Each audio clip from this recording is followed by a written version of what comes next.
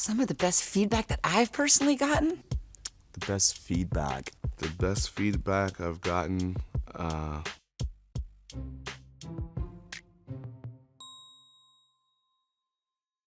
Best feedback by far was an organizer in Baltimore just saying thanks for putting out the music that we had been putting out, and that she listened to it like all the time whenever she had to like keep going. I'll reread that message just to keep us going sometimes. I've learned as an adult that basically everything that I ever got in trouble for while I was in the public school system is what allows me to make a living today. Those things that I'd always thought of as being negative, they've in turn made me a great teacher. Now when I have those kids like me in my classroom, I know who they are and I know what they need, and rather than wag my finger at them for doing it, I pat them on the back and I say, that energy is gonna serve you someday.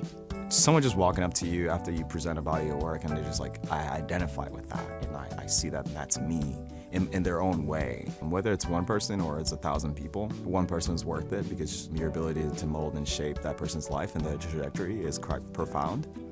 I was playing in New Orleans in the early 90s, and Bruce Springsteen and his wife, Patty, had come to the show. And after the show, they wanted to meet my band and I.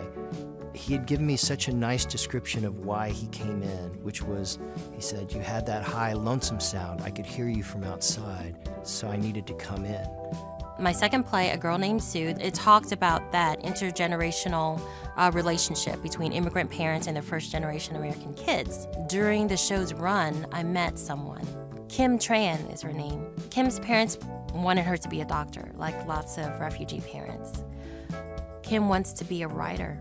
During the play, I believe her mom was not only seeing her daughter represented on stage, she saw herself represented on stage.